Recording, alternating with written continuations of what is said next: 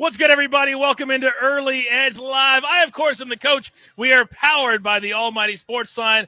My apologies for the late start, some technical difficulties, but we are live from the Caesar Sportsbook at the Horseshoe in Hammond, Indiana, where in just a few minutes, this thing is going to be filled up as week 2 of the NFL starts at the top of the hour, of course, after the Giants and Washington played on Thursday. So we got a lot to get to. Hit that like button, pound that like button. We're going to give away as many SportsLine subs in the next 45 minutes as we possibly can. Now, remember, don't overreact on week 2. 9 underdogs won outright in week 1. 12 underdogs covered in week 1. But what's going to happen today? Let's bring in the stars of the show. They are chomping at the bit. M Squared, good morning. I know you're terribly busy today. Busy, but getting close to finishing up, locking in those DFS lineups, updating everything on SportsLine for everybody. But yeah, I'm fired up there's so many great games today. A lot of them in the afternoon, frankly, but a lot of great games today. Let's go. Yeah, I love when we have 1 and 4 o'clock. He is at PropStars on the Twitter. Alex, welcome back to Early Edge Live. Coach, I'm super excited to be here. I think this is my first appearance with Maestro. I'm extra excited. So, yeah, let's do it. Your life changes whenever the Maestro is a part of your show. Speaking of the Maestro, good afternoon, sir. Good afternoon. I have to admit, I'm a little bit nervous when I see my boss in the chat, in the comments, but I'm ready to go anyway. Let's do it. All right, we got a lot to get to. So since we started a little bit late, here's how we're going to do this hour. We're going to get to everybody's official picks on the show. Then we'll dive into the games individually. So M Squared, I know you're the busiest right now. Give all the good people at home your official picks for the show today. The floor is yours. All right, so far we've got the over 306.5 for Dak Prescott passing yards. We also have the over 73.5 for Amari Cooper. Love these numbers. Gave those out this morning on the Early Edge. Go back and watch that if you want to get a little more detail on it. But long story short, both of these numbers are incredibly soft. Amari's someone's dealing with like 13 targets a game. I think that this is going to be a great smash spot for him, especially if they get in trouble at all and fall behind. I really love those. And then I've still got the Arizona Cardinals on the money line, which I had parlayed with the Washington football team, brought that down to plus 131 on that. So we've basically got a plus 131 on the Arizona Cardinals winning today. All right, very good. We'll get back to Mike in a little bit. He's got like 100 DFS lineups that he has to get to right now. Now, he is our prop guru. He literally licks his chops whenever he has props coming on the board. Alex, what do you got for us today, pal? I've got quite a few, Coach. We'll start with Mark Ingram over 9.5 rushing attempts versus Cleveland. Just to recap really quickly, Ingram handled 26 carries in week 1 versus the Jaguars. Texans ran the ball 41 times. Yeah, I think Ingram's a lock to go over 9.5 carries. I've also got Baker Mayfield under 34.5 passing attempts. He finished week 1 with 28 passing attempts. He averaged 30 attempts per game in 2020. And the splits were Cleveland won. He was held under this total 11 out of 10 games in 2020, 12 out of 16 in the regular season last year for a 75% hit rate. I've also got Jalen Waddle over 46.5 receiving yards. Love the way they were manufacturing touches for the explosive rookie. We've got no Will Fuller in week 2, so we should have a large target share again. I believe he was second on the team with targets in week 1 with a 22% target share. Looking elsewhere, we've got Hunter Renfrow over 3.5 catches versus Pittsburgh. Yeah, he had a huge target share in week 1. 9 targets, finished with 6 catches. Pittsburgh's defense loves to blitz. I feel like Derek Carr is going to have to be forced to throw the ball quickly and get rid of it. Cole Beasley in week 1 ended up with 13 targets after the Steelers played the Bills. So, yeah, I've got Hunter Renfrow over 3.5 catches. And I believe I also have one more prop. It's A.J. Green under 3.5 catches. Just looked completely sapped to me, was unable to separate in week 1. Rondell Moore, Christian Kirk both outproduced him. He only had 2 catches in week 1, and those last 10 games he's been held under this total. So, yeah, I'm fading A.J. Green under 3.5 catches. Yeah, we absolutely love that one. We talked about it the other day, that A.J. Green, a big name, and people love just to go the over. You got to dig a little bit deeper. All right, we're going to give you a full recap of all the plays I know, but I tell you all the time, grab your paper, grab your pencil, write them down, get them in, because everything starts at the top of the hour. All right, Maestro, I know you have a lot of late plays that you just added a few minutes ago. What do you got? Yeah, well, Coach, I've got a ton of plays up on sportsline.com, but let's just run through the ones I want to give out here. And two of the side plays are the Panthers. Now you're seeing it down to +3 because of that Saints injury report. I got it at 3.5. I still like it at +3. There's no Lattimore. There's no Quan Alexander. There's no Davenport. The center, McCoy, is out. Plus the coaches. We know they're missing 7 assistant coaches against what I think is an improved Carolina defense. 6 sacks in week 1. I'm not saying they're going to win outright, but I think it's going to go to the wire, and I'll take the points with the Panthers. And then the Broncos, -6. No line value, as we know. This was 2.5 on the look ahead. But when you throw 3 picks against the worst pass defense in all of football, arguably in the Texans, I think Trevor Lawrence is in for a tough day against arguably one of the top pass defenses in all of football in the Broncos. And I'm going to stay in that game for my first prop. And you see it there on the screen. KJ Hamler over 34.5 receiving yards. And I'm interested to get PropStar's take on that as well. You know, he dropped a 50-yard bomb. He still had 41 receiving yards against the Giants. There's no Jerry Jeudy. Hamler could be in the slot a little bit, but he took full responsibility for the drop, even though it was not a perfect pass. And he said the assistant coaches are throwing him hundreds of over-the-shoulder deep balls. This guy wants to make up for it. And I think this is going to be a good year for him after a very disappointing rookie year for KJ Hamler. So I'm going to go over 34.5 against a Jaguars defense that we saw get absolutely shredded. And then 2 props in the Raiders game. Derek Carr over 33.5 pass attempts. He's gone over it in 6 straight now. He had over 50 passes in the overtime game. You got to take away the one game against the Chargers last year where he got hurt. If you go back the final 5 games, he went over this number. I think we all know it's going to be hard to run the ball, especially without Josh Jacobs in Pittsburgh. I think it's going to be the quick passes because of the pressure coming from TJ Watt and the Steelers. But I still think we're going to get at least 34 passes. And then a corollary with Renfro, there's Waller. 19 targets. What do we need to say? There's no, the Steelers are, of course, are focused on him. The Ravens were focused on him too. And we saw Derek Carr throw the ball when he was covered. We know he missed one when he was wide open, but we saw him looking his way every time. Why? Because he's the best athlete they have. I actually had the chance to cover Waller at Georgia Tech. He wasn't as prolific as he is now, but even then you could see what an athlete. And so, yeah, we can get to 7 catches. I don't think it's going to be 140 yards. It might be 80 yards. I think the Steelers will tackle him pretty fast. But so those are my 3 props and my 2 sides for today's show. Yeah, I remember when we talked last week, it was over 6.5 as well. Remember Sia saying, that's just a big number for anybody. Then we go out and Derek Carr literally looked at nobody else. Now, I got to stop the show whenever the bosses called, and the bosses just called. So get this. We're already almost to 150 likes. We're going to change the life already. But guess what?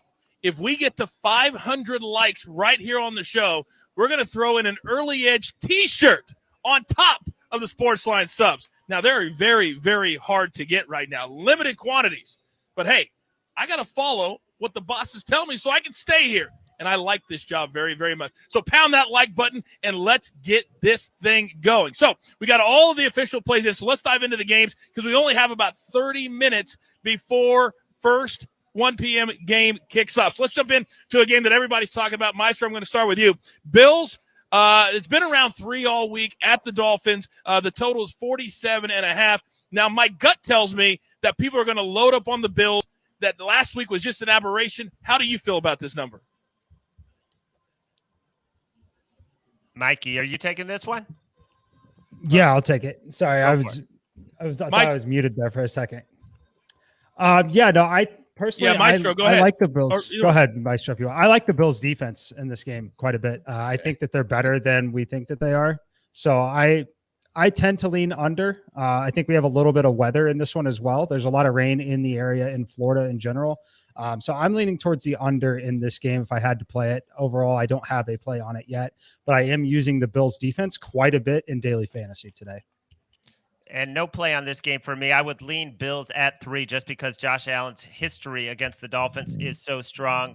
It was 31-28 last season in Miami. I think it's a bounce back game for Josh Allen, but I'm not playing it at over 3, and even at 3, just a lean for me. Alex, I think you're on Waddle for this game, right? I am on Waddle, Coach. Yeah, I'm excited to see him. Without Will Fuller, he should serve as the Dolphins' primary receiver. He should have a large target share. They manufactured a lot of plays for him. They got the ball in his hands close to the line of scrimmage. So yeah, I'm expecting Waddle to have another big day. I like him over 3.5 catches. I also like his yardage total. It opened at 40.5. I believe it's at 46.5. I still like it at 46.5. So yeah, Waddle over catches 3.5 and 46.5 receiving yards. All right, very good. That's where we stand. I like those correlated plays, one and then double down on the next one. All right, next play on the board, Bengals and the Bears. This is an interesting one. The Bears are favored by 1.5. The total's at 44.5, 1 p.m. Eastern on Fox. Joe Burrow says they're much better. He wants to show the entire world what he's made of. So, Larry, let's start with you. Do you think Cincinnati can go on the road, win? Because essentially at this number, they've got to win to cover. Do you like Cincinnati today? I don't. I think this is one of those spots where if you're getting the Bears at less than a field goal, again, it's just a lean for me. I'm not playing this game. I do know that RJ White, our number one guy, is on the Bears, and not only on SportsLine, but in his contest plays at less than a field goal. It's one of those could be one of those overreaction week 2 games where the Bears got embarrassed in prime time and the Bengals pulled off a surprising upset. But personally, I'm not playing it. 100%. I'll jump in there too, Coach. I agree completely with it. I talked about it on a couple shows already in the last few weeks. It's a lot like baseball where we rarely get to bet money line, when the Yankees are good, the Dodgers are good, because there's inflation baked into the line. This Bengals team is a super heavy public team that has 1.5 to 2 points baked in at any given opportunity right now, especially against teams that the public views to be mediocre or bad. So this line is inflated. If you're going to take it, it's Bears or nothing. Yeah, I'm interested to Go ahead, see. Alex. Yeah, I'm interested to see if Andy Dalton has a short leash in this game. I was reading prior to jumping on here that there's a chance that if he struggles in the first 2 quarters, that we could see more of Justin Fields. He had a rushing touchdown on week 1. So I'm interested to see if he struggles in the first 2 quarters if they make a quarterback switch.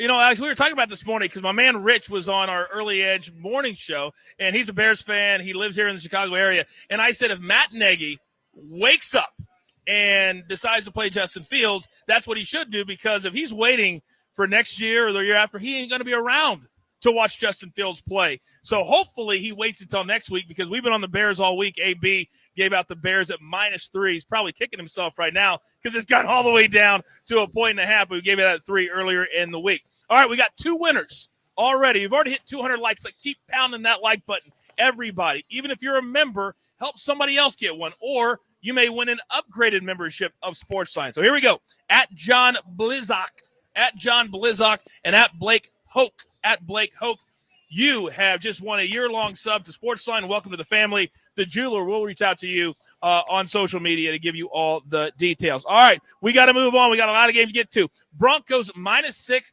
at the Jags. The total's at 45. But here's the big number, guys. And, Mikey, I want you to start this one.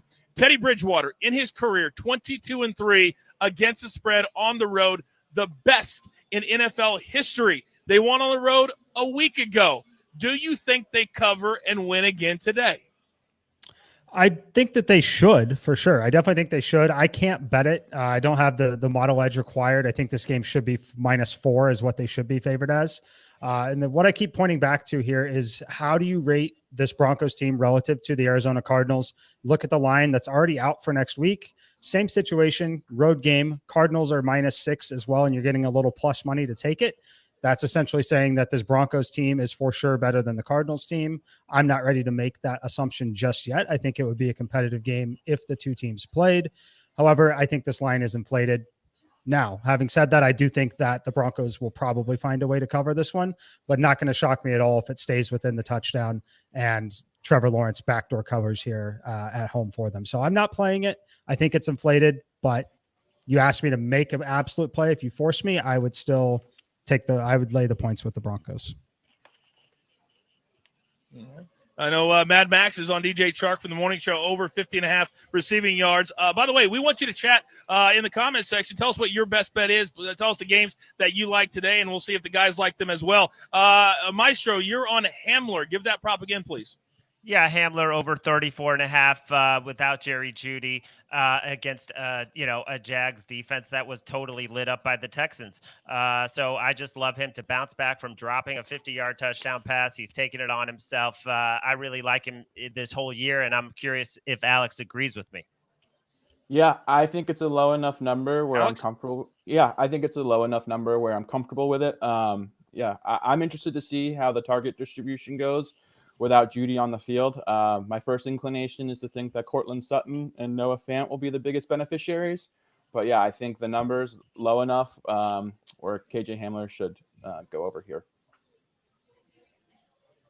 All right. And I also move on to the next game. And go ahead. Go ahead, Maestro. Go ahead. I was just going to say he's the type of guy that can get it on one play. He only had 4 targets last week, caught 3 for 41, but he could literally get this on one play. All right, which happened last week in the Raiders game too. So we know certain guys have that ability and have that talent to do just what the Maestro is talking about. All right, the next one, this has been a very intriguing number the entire week. And when we talk about the storylines of overreaction, this is a perfect example. The Texans, it's been around that 13 number. It's now at 13.5. The Browns are favored. Now, they led the Chiefs by 12 and blew it. Texans won on the road. Tyrod Taylor. Both of these quarterbacks, guys, were with the Browns 3 years ago. Taylor started the first 3 games, and then Baker Mayfield took over. Alex, let me start with you. Would you lay the 13 if you like the Browns? I personally think that number is a little too high for me, Coach. I would stay away. It's a lot of points. The Browns like to run the ball. They like to bleed clock. I think the Texans are honestly going to try to do the same thing this week. I see the game playing fast. I think the number's high. I'm personally staying away. I don't have a strong lean on it either way, though. You do have Baker Mayfield on pass attempts in this game, correct? Yes, I have Baker Mayfield under 34.5 pass attempts. If you look at his splits, Coach, on games that they won versus games that they lost, last year they won 11 games. Of those 11 games, in 10 of those games, he stayed under 34.5 attempts. He averaged 30 attempts per game last year. So the splits are, if you think the Browns are going to win, there's a great chance that Baker Mayfield is staying under this number.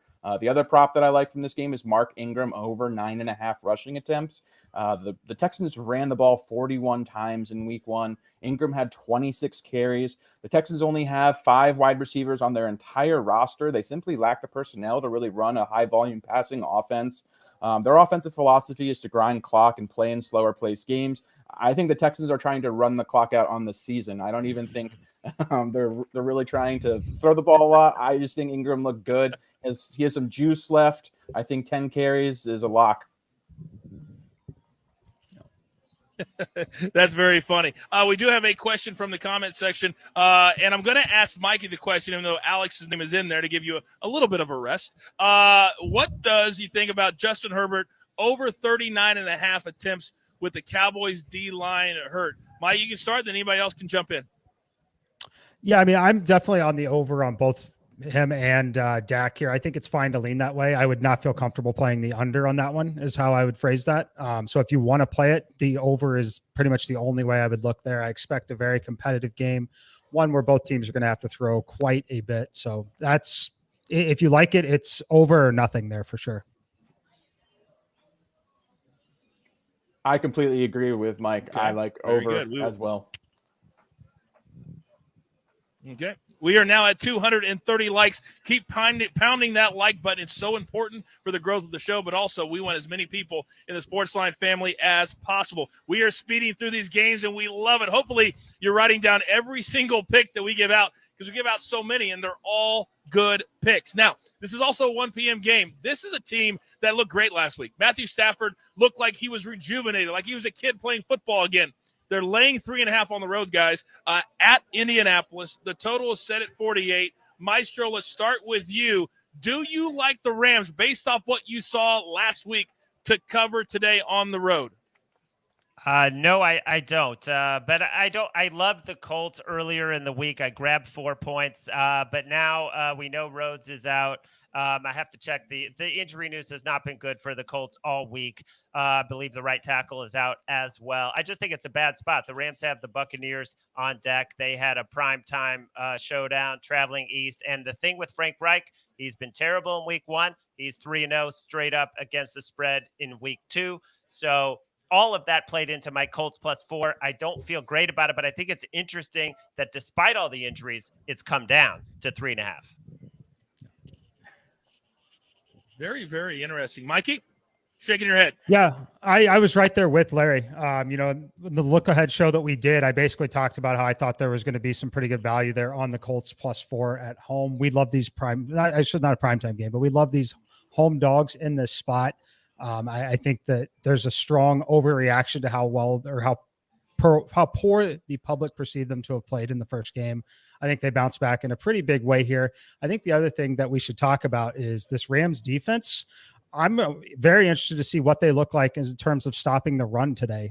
The running back situation for this Colts team, so much better than the running back situation for that Bears team that frankly kind of ran all over them, considering what they were working with at quarterback with Andy Dalton. So very interested in Jonathan Taylor and Nyheim Hines both in this game. I think they're going to be able to keep it competitive. I would not feel comfortable playing the Rams unless it was -3 or better.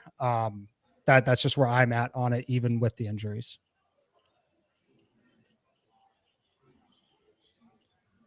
Larry, I felt like you were going to jump in there. I felt like you had something you wanted to say. Well, I know you're on the opposite side because I watch you on CBS Sports HQ, and I know that you are all over the Rams. So I'll go ahead and make it a showdown if you want. But I see Alex also wants to jump in with something right here. Yeah, speaking of the Colts backfield. All right, Alex, you go, and then I'll get back to it. Okay. Speaking of the Colts backfield, I agree with Mike. I'm really interested to see a play that RJ gave out that I really like as well. I also gave it out myself is Nyheim Hines over 20. I think it's currently at 25.5 receiving yards. I got it out at 22.5 receiving yards a few days ago. If you can still find it at 25.5, I like it a lot. He had a massive target share in week 1. Wentz only completed 1 pass over 20 yards. Both Jonathan Taylor and Nyheim Hines combined for, I think, almost half of the targets. Paris Campbell's inactive today. They're missing their right tackle. I think they're going to lean on their backs again. So I like both backs to have a big receiving day. And Coach, I misspoke. It's up to 4 and 4.5 I'm seeing now. So some definitely late money coming in on the Rams.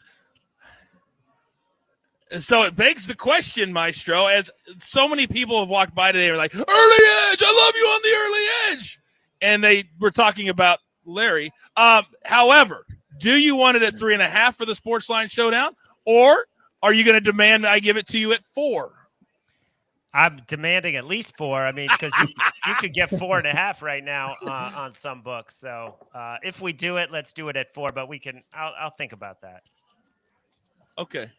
Okay, well, the sports book right behind me, the Caesar Sports Book, the Horseshoe, Hammond, Indiana, right now they're at 4. Here, we just looked up on their screen. And by the way, Mikey had your back. He had his hand up on the screen. 4. Of course he's going to say 4. Nobody wants me to win. That's all right. The whole team's against me. I'll take it. I will take it. Oh, I love it. And I know you already have my Venmo because I already had to pay you before. All right, let's move on to another game that is going to be very, very interesting. Raiders, are we going to see the first half Raiders from a week ago or the second half Raiders from a week ago? Steelers laying 6.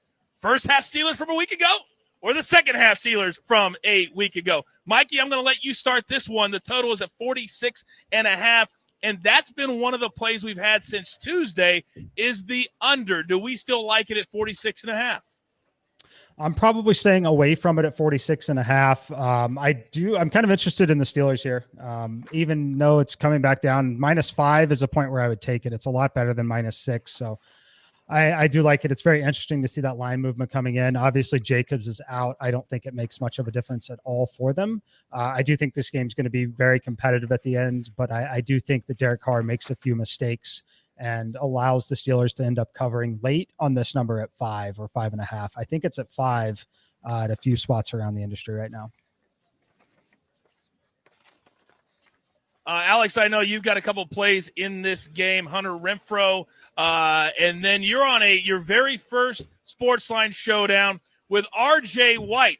If you're going to challenge somebody, you might as well go right to the top of the mountain. Do you still feel confident, sir?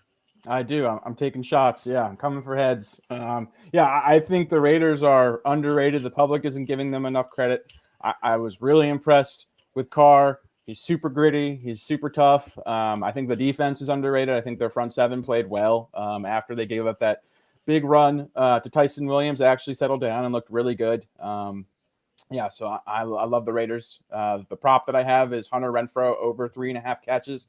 Love this prop.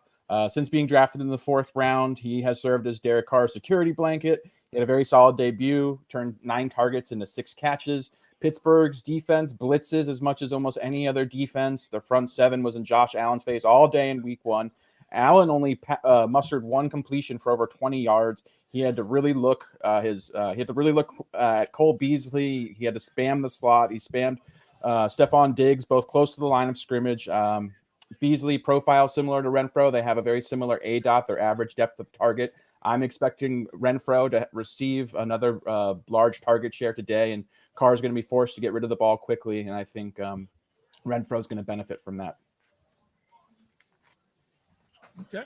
We are just about 270 likes. Keep pounding that like button. Remember, if we get to 500 in the next 15 minutes, we're going to add an Early Edge t-shirt to that as well. But I'm ready to give out a couple more things as well. Now, I do want to stop the show just for a second. I know we got a lot to get to, but I tell you all the time that this show is more about just making picks. It's more about just winning and losing. It's about building a community and building a group of people that you know you can rely on and you can count on. And Jason in our comment section was watching, and he said, today's in honor of a dear friend who passed away last night. Go, Pack, go. Guess what, Jason? We got you. We're on the Pack too. Everybody here at the Early Edge, everybody on SportsLine, I just wanted to single you out and make sure you know we hear you and you're a part of us, and we appreciate you, and our sincerest condolences on losing your friend last night. But how about we win a few today in honor of that good friend? All right? All right. Let's move on. Next game on the docket. Let me get back to it, and I apologize. Patriots at the Jets. This is a very cool one, too. And, Maestro, I'm going to have you start this one. Patriots are giving 6 on the road. We've got 2 rookie quarterbacks, and it's going to be the first time in the history, Maestro, of the NFL during the Super Bowl era that a rookie quarterback will be favored his first 2 career games. Is this line too much, though? I don't think so. I got it at 4 early in the week, and I'm thrilled to get 2 points of line value here. I mean, Mac Jones was the best rookie quarterback in week 1 by far. He looked amazing. The late fumble cost him the win. I just think that the Jets, I mean, they didn't do anything until the final drive, I believe it was. They had, I think, 35 or 40% of their yards came on that last drive. The Panthers completely shut them down in the first half. So and we all know what Bill Belichick does to young quarterbacks. I'm still going to lean Patriots even at the inflated number. I'm just glad that I locked it in at 4 early. I think it was Monday or Tuesday on SportsLine. Yep. Yeah. Yeah, we tell people all the time, hashtag it pays to watch that weekly, mega preview we do on Tuesdays at 5 p.m. Eastern time. And our numbers are in real time. So that number just came down to 5.5 for the Patriots and Mac Jones over the Jets. That game in the family live on CBS. All right, moving on. This is another one that we have people on both sides of the fence. I got on the Saints -3 on Monday or Tuesday. Panthers now are +3. And Mikey, I want to start with you because Jameis Winston, he made NFL history last week, and it wasn't the bad kind of history. He's the first NFL quarterback ever to throw for 5 touchdowns and less than 150 yards. So what do we do with the props? What do we do with all of those types of things? But let's start with the spread. Do you still like which side? Yeah, it's really tough here. At 3.5, I would have been on the Panther side. At 3, I'm probably not playing it. I'd need -2.5 if I was interested in the Saints, most likely. So it'd be one where I probably ended up teasing this one with another game, try and get the Saints +3 here. I think it's going to be a competitive game on both sides. I think there's a little bit of market overreaction to the Saints in their first victory there of the season. So I don't think that I'm putting a ton of stock in that first win. Obviously, the Packers were terrible, but I think they're a little overvalued. I think the market is obviously correcting it now as it's sitting at 3. I think the most interesting thing about this is the total here at 45. I think that it's kind of like that last game. I think it's a good spot for a contrarian over just because I think this game gets ultra competitive in the end. They've got 2 absolutely incredible playmakers here, one on each side, Alvin Kamara and Christian McCaffrey. I think both of these offenses tend to end up throwing a little bit more than we might think, obviously to those 2 players, but I like the contrarian over here now with this line sitting at 45. I think it should be 47.5. If there is one thing I've learned about a contrarian over when it comes to M squared, you better play it. That's all I know. Alex, you're shaking your head, so you go, and then Maestro, you piggyback because I know you're on this game as well. You're on mute, bud. And all week, I've been looking at DJ Moore over 4.5 targets. I was really encouraged by his over 4.5 catches or receptions. I was very encouraged by his week 1 performance. He looked like he had chemistry with Darnold. No Marshawn Lattimore, Saints #1 corner, is going to be inactive. So, I like DJ Moore over 4.5 catches. Another play that I gave out was Christian McCaffrey over 43.5 receiving yards. I believe it's up to 48.5 right now. If it's that high, I'd personally stay away. If you can still find it in the 46, 47 range, I'm comfortable with it there.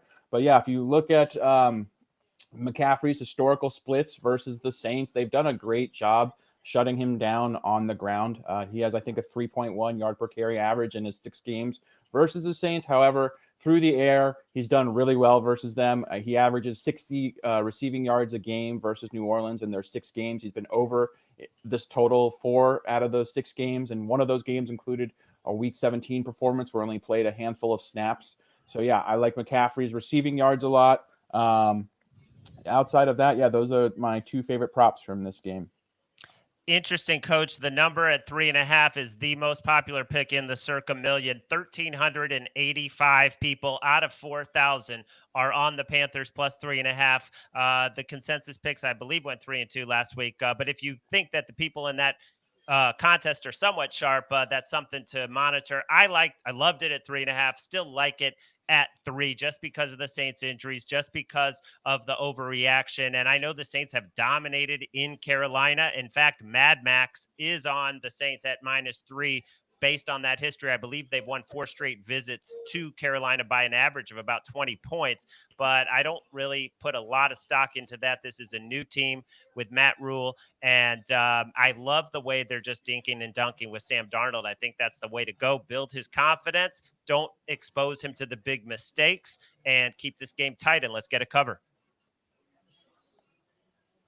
We have just under 400 live watching, which is a great number, and over 300 of you have hit the like button. So thank you very much. We've changed another life. Marcus Cooper, you are the latest winner of a year-long sub to SportsLine. He also left his best bet, which he likes Mike Evans anytime touchdown today. So keep hitting the like button. Leave your Twitter handle in the comment section. I didn't mean to laugh at you, Larry, but somebody walked by me as you were talking, and they said, "You've got your marching orders." Man, a lot of people watch this show, which is awesome. All right, we got a lot more games to get to, and we only have about 8 or 9 minutes. So we're going to do almost a speed round here. This is a game a lot of people have opinions on. 49ers giving 3 on the road at the Eagles. Both won last week in completely different ways. 49ers blew out Detroit, but then Detroit 16 points in the last 3 minutes to cover by a point. And then the Eagles 32-6 winners over the Falcons. The total's at 49.5. Larry, let's start with you. Yeah, I'm on the 49ers -3. I don't love it as much as I did early in the week. I thought the line was going to go up, and then the injury news has been bad for the 49ers.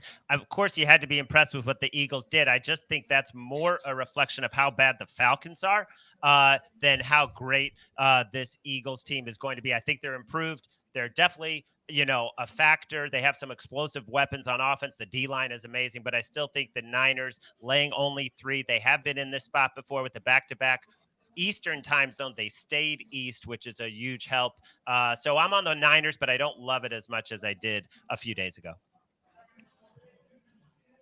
I will say, go ahead, Alex. Column earlier this week. I love Devontae Smith. Over 3.5 receptions, real quick. He had an electric week 1. He turned 8 targets into 6 catches for 71 yards and 1 touchdown. That was with a game script where they were leading the entire game. I expect the Eagles to trail some this game. So, yeah, I think he's going to receive a large target share. He had great chemistry with his former college teammate. The 49ers are also without their best corner, Jason Verrett. Suffered an ACL tear in week 1. So, yeah, I love Devontae Smith over 3.5 receptions. I can also tell you that R.J. White is on Jalen Hurts under 231.5 passing yards at -115 that we gave out on Friday. All right, let's get to the 4 o'clock games very, very quickly. And, Mikey, I'm going to come to you with this one. Falcons at the Bucs, -12.5. Now, Tom Brady, 8-0 all-time against the Falcons. He's covered 7 of those 8 times. He's also covered 7 straight games with 8 days or more of rest. They've been off since a week ago Thursday. What do you like on this game as far as the spread is concerned?